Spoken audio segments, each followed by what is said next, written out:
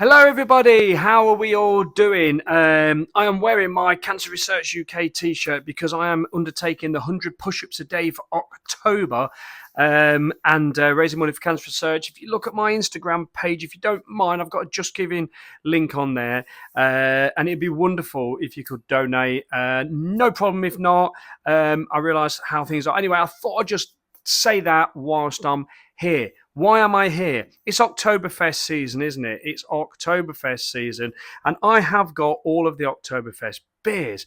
But what I'm going to bring to you right now, apart from this circle of ring light that I always get in my glasses, is this camera going up a little bit and then pointing down a little bit to try and get rid of that. Not that it's going to, it's made it even worse. But anyway, it don't matter, does it? It don't matter. What I've got here is this. So instead of bringing you an Oktoberfest beer, the normal Big Six, which I have got, I'm bringing you, a beer that's brewed for this period. So if you read it, it says, Weihenstephan Festbier is tailor brewed for Germany's famous Oktoberfest in Munich. And it's basically over a 16-day period. So this is brewed for it's not an official Oktoberfest beer, but it's brewed for the Oktoberfest sort of like events, if you know what I mean. And this is one of the oldest brewery in the world. And basically, it started off. It says the oldest still operating brewery with a rich history dating back to 755. 755 when the Benedict Monastery was founded. It wasn't, however, until 1040 that the Weihenstephan Monastery Brewery brewed its first beer.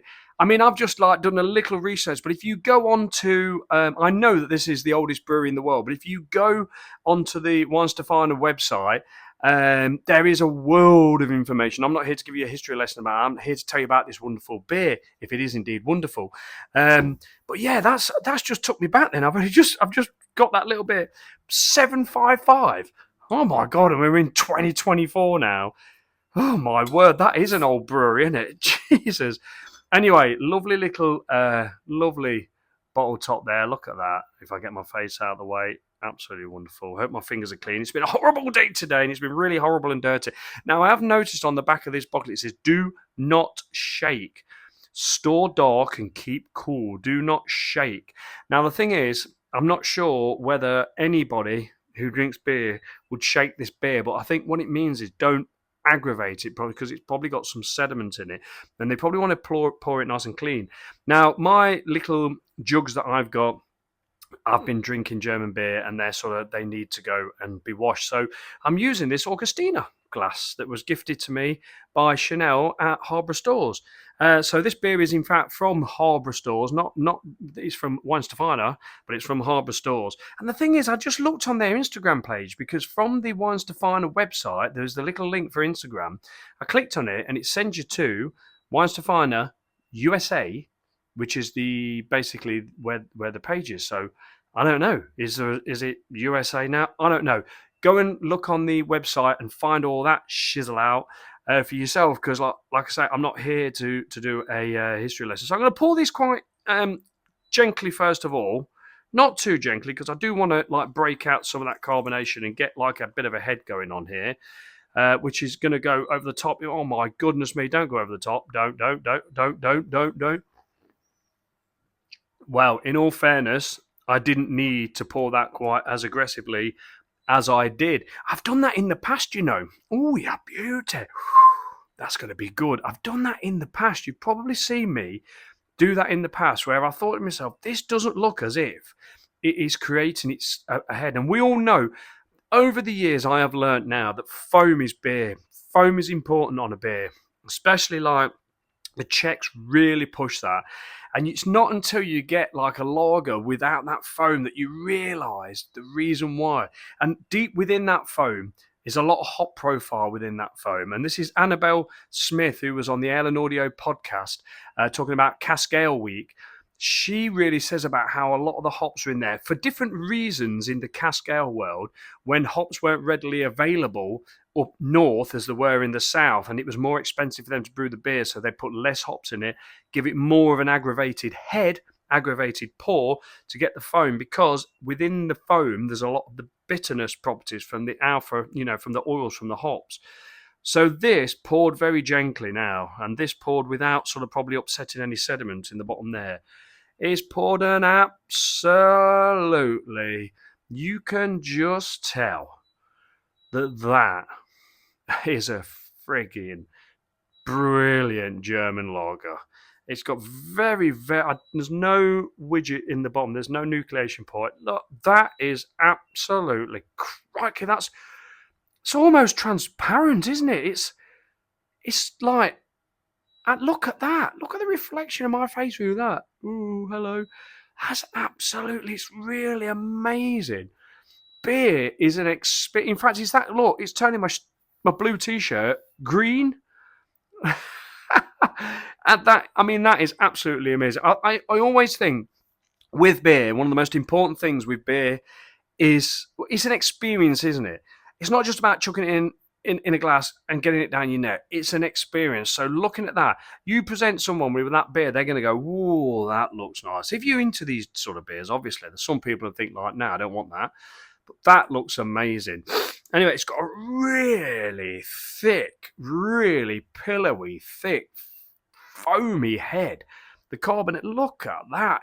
Look at that. That is incredible. And just like what Annabelle said, she said, if you get a teaspoon and you take some of the foam off the head of a beer, you'll get all them bittering qualities from the hop oils. And seriously, I would imagine that this is not going to be it's going to be not a very bitter beer at all. However, I can get some bitterness from that head. So let's swirl this around and let's just see if there is any sediment that's going to actually spoil probably the look at that, but still give it like huge, huge flavours. No, I don't think so. This is properly filtered, properly clean, properly lovely. Oh, let me just get me little. Oh, I bet it'd be too. This would be too high now, wouldn't it? Oh, look, you see, I've done it too high. Look, never mind. Let's lower it. Let me lower it. Ooh, going down. So there it is, just there. There we go. Look at that. Skid back over there. Ooh, yeah, beauty. Nearly fell over. So, yeah, basically still clean, still lovely. Just it's probably saying about don't shake it because of them high levels of carbonation in there. That that are very fine bubbles just trickling up the glass. Look there, you can see. But yeah, that poured quite lively. Anyway, let's get into this. Oh, absolutely smelling really nice. Quite sort of florally, a little bit, a tad florally. Grainy. Right. The head of the beer is really stopping a lot of them flavors. And a lot of these fest beers as well, they do sort of like, they don't have massive, massive aromas, but yeah, it's quite sort of grainy. Anyway, yabbling on. Big sip of this, 5.8%. Oh, God, cheers, everybody. Prost.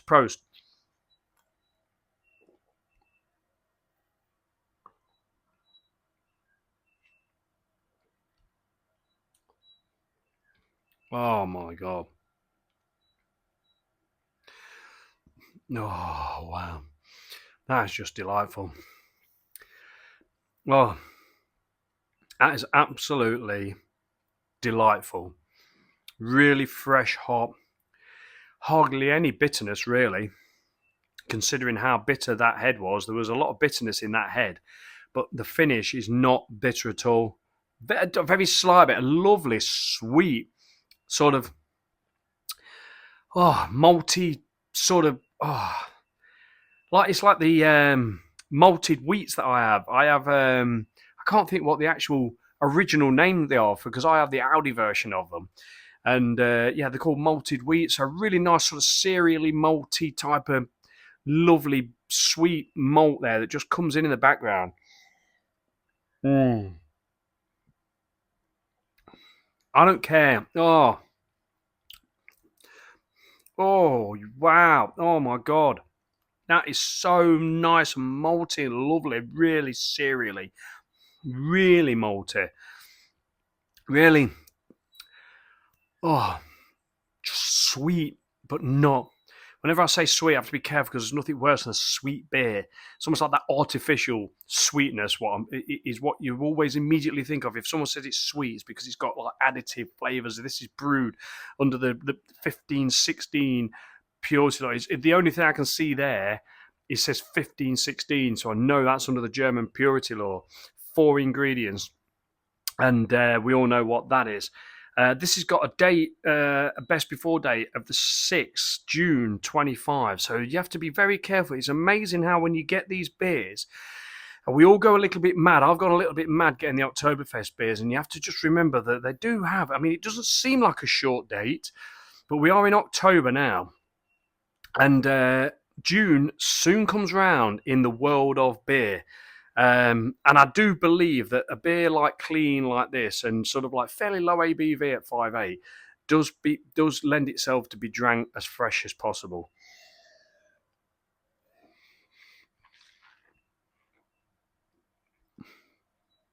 Oh, the hops just shine through there, giving a real clean, fresh, just a lovely, crisp, fresh sort of like hoppy hit that just leads to the malts finishing it off with no real bitterness at all. A little tiny tingle on the tongue. The levels of mouthfeel is absolutely amazing, but the malt lingering on the back of this is amazing. And the thing is as well, if you drink sort of like you, one of these days I'm actually going to buy a can of Carlin and come and drink it alongside one of these beers. And if you're a Carlin drinker, you're a Carlin drinker. But honestly, like if you drank one of these, you'd probably realise that Carlin isn't really a lager, if you know what I mean. It's not really. This is a lager. This has been like made to Pacific lagering lengths, if you know what I mean. This ain't just been made overnight. This has took weeks to make this. It's had an extensive lagering period. Lager yeast needs to have the time to do its job. It's not just all about leaving it because, we're going to leave it to mature. It needs that length of time to really do its job. And that is just why you get, I mean, the yeasty flavours in here, you're going to be getting yeast flavours in here because there's yeast flavours in every single beer.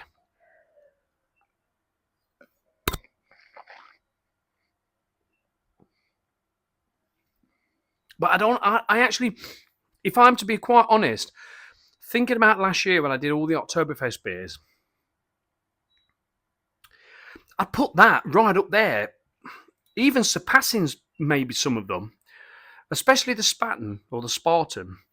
I remember all the Oktoberfest beers being fairly on the same level with just some slight up and down, some slight variance, like the Lowenbrau one being a bit spicier, really like coming out quite spicy. But they all do have a much of a muchness, but the actual malt profile in this, for me, seems, from what I remember, better than any of the Oktoberfest beers that I've had. It's absolutely fabulous. So I'm going to cut this short because I might be able to put this on Instagram.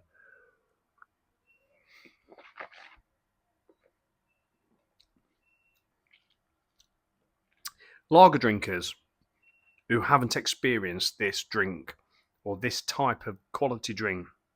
There's even caramel notes in there, I'm getting now. Toffee and caramel notes. It really went sort of sticky then in my taste buds. It really... Let me just swirl this around my mouth.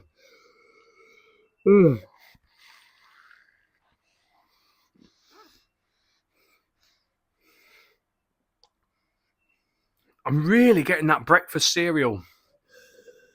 Even on the nose now. I didn't get that to start with. Really, really... Oh, it's definite malted wheat.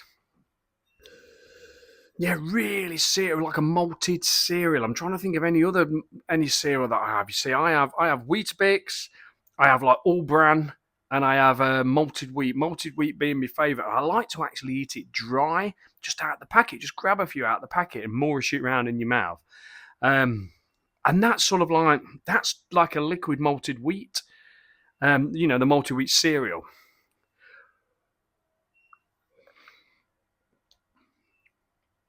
And crashing it down your neck, actually getting it to flow down your neck before any hops get tingling around your tongue and your nostrils.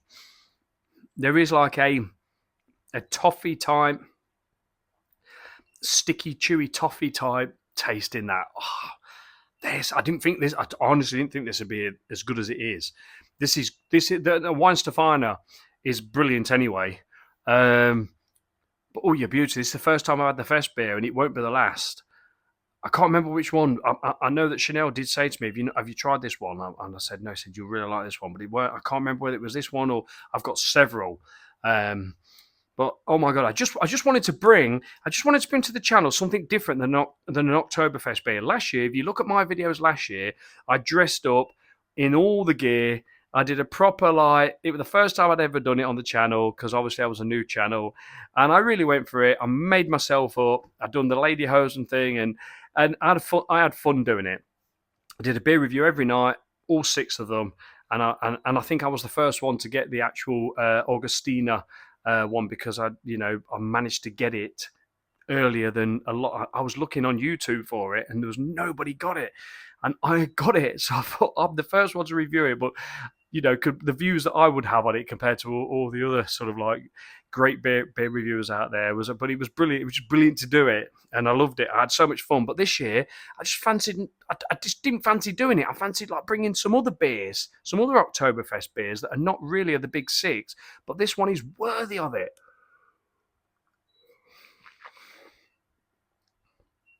It's still been brewed to the purity laws. It's been ramped up as a beer for the Oktoberfest period, and it really has come to the table. It's absolutely #Speno waffle 10 out of 10 without a doubt, because that's impressed me. Like I say, I give 10 out of 10s quite a bit really, because the beers I try and bring to the channel are worthy of being up there, but they have to really wow me. They have to be something a bit unexpected. And I must admit, when I cracked that open, I wasn't sure what I was quite going to get, but what I have got is something absolutely wonderful. Right, this has been a great beer. I'm not sure whether your bottle shops will have it now, but that's where I got it from. Go and check it out. Check out all the online stores. Check out your local bottle shops. See if you can get this. I highly recommend that. It is an absolutely worthy beer for Oktoberfest period. Absolutely loved it. Cheers, everybody. Thank you so much for watching. And if you would be so kind, please subscribe, because I really want to get to 1,000. I'd love to do it. And I'll bring a really big beer to the channel if I get to 1,000, probably bigger than I've normally brought. But anyway, it'll probably just be a big bottle. Anyway, take care of yourself. Please be careful in this rain. It's horrible. I'm really like got that sad, if you know what I mean. That seasonal blimming, anxiety disorder? I'm not sure what it is, but I'm trying my best to keep upbeat. But as a bloke that works outside all the while, it is like, oh. So take care of yourself. Live, love, laugh. Keep smiling, because every day is a different day. Cheers, everybody. Much love. Speno.